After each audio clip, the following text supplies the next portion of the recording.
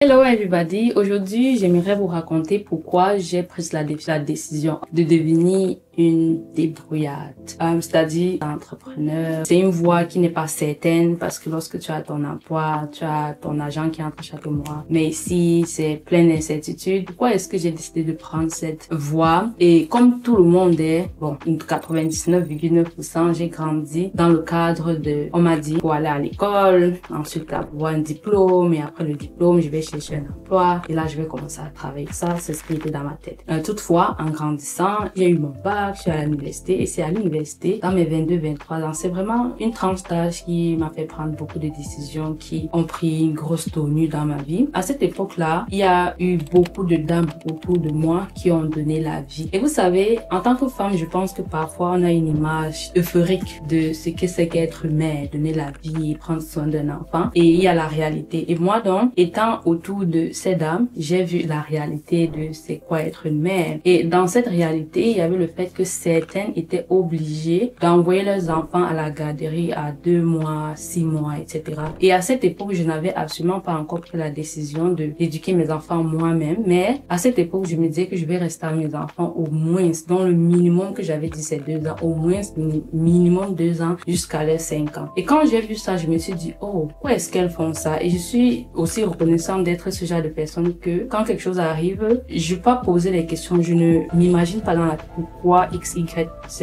Donc, je suis allée demander à ces dames, mais pourquoi est-ce que, à chacune d'entre elles, pourquoi est-ce que tu envoies ton enfant à la garderie si tôt? Et toutes m'ont répondu que c'était pour des raisons financières. Parce que la réponse était toujours ceci, mon chéri ne fait pas assez d'argent pour pouvoir subvenir aux besoins de notre famille. Raison pour laquelle je dois laisser le bébé ici pour aller travailler et pouvoir subvenir à nos besoins. Et comme je l'avais imaginé, en réalité, personne d'entre elles ne voulait le faire. Elles étaient dans l'obligation. J'hésite à dire ce mot parce que on peut toujours dire que non, on peut trouver des solutions, mais pour elles, à ce niveau, à cette époque dans leur vie, c'était ça la seule solution. C'était pouvoir faire quelque chose qu'elles détestaient, laisser le bébé avec un inconnu pour pouvoir subvenir aux besoins de leur famille. Et quoi qu'on dise, l'argent est quelque chose dans cette société que si tu n'as pas, il y aura certaines conséquences, des vraies conséquences. Et donc, quand j'ai compris ça, il y a cette petite idée qui m'a dans la tête, ah, ma part sera différente. Mais rapidement, je suis revenue à la réalité. Et c'est ce que je t'invite à faire, à chaque fois revenir dans la réalité et ne pas te dire ton cas serait différent. Je suis revenue dans la réalité et j'ai compris que si je continue à prendre les mêmes décisions, et vous pouvez donc imaginer que les gens qui étaient autour de moi à cette époque avaient le même mindset. Et donc, j'ai compris que on a le même mindset, on fait les mêmes choses,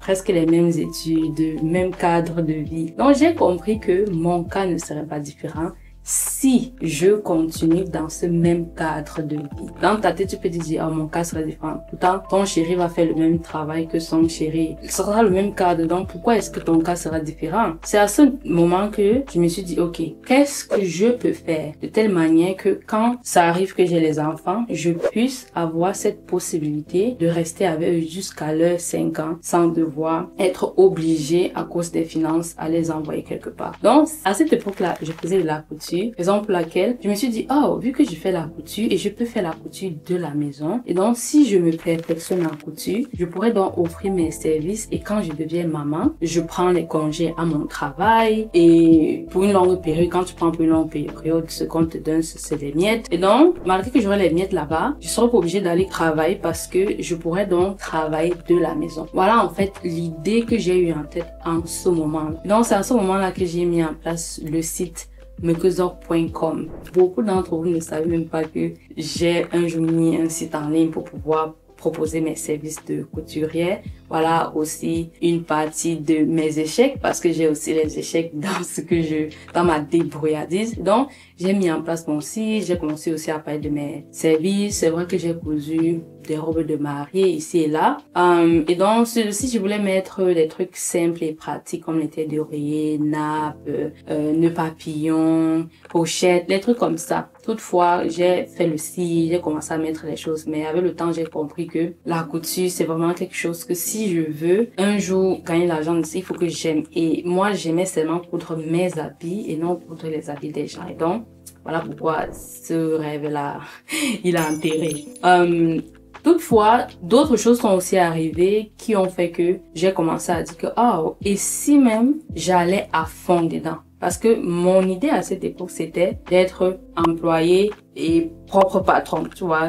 Tu fais un peu à la maison, mais tu es employé. Après, je me suis dit, et si je pars dans ça à 100%? Ça fait que je pourrais donc être avec eux à 100%. Donc, voilà une des raisons. Il y a 3 raisons majeures qui ont fait en sorte que je prenne la décision d'aller de ce côté incertain qui est se débrouiller, l'incertitude. Tu n'es pas sûr si tu auras l'argent à la fin du mois. La première des 3 raisons basiques, c'est le fait que j'ai compris que si je veux avoir cette possibilité d'être avec mes enfants, mes petits-enfants, alors faudrait que j'ai un calendrier que je puisse moi-même définir et non qu'une autre personne définisse celui-ci. Et bien sûr, être entrepreneur ou débrouillard ne veut pas dire que vous pouvez être à 100% à vos enfants, mais choisir le secteur dans lequel vous faites ça pourra vous donner la possibilité. Avoir aussi un partenaire qui est dans cette lancée-là, ça solidifie en fait les choses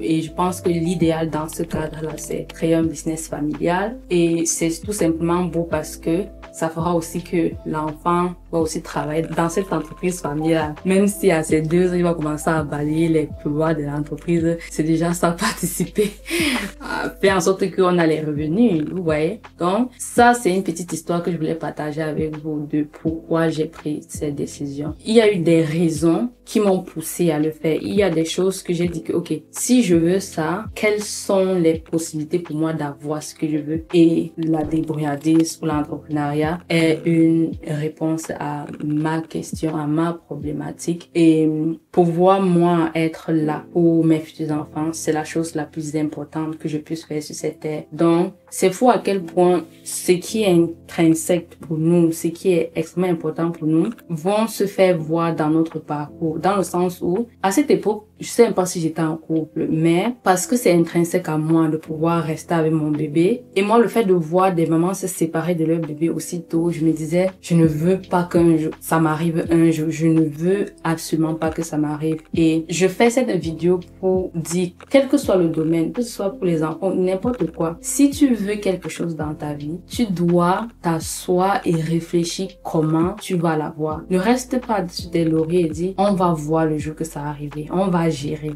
Parce que le moment de dire qu'on va gérer, tu peux déjà être dans des conséquences qui te poussent à faire ce que tu ne veux pas pour un certain temps. Donc, c'est dans l'optique de maman que j'ai pensé à ça et pourquoi c'est si intrinsèque chez moi. Je pourrais vous partager ça un autre jour. Et j'aimerais donc que vous me dites dans les commentaires si vous êtes entrepreneur, débrouillard ou quoi que ce soit. Dites-moi pourquoi. Quelle est la raison pour laquelle vous avez décidé de prendre cette route qui est si incertaine. Uncertain. I don't know. Bye.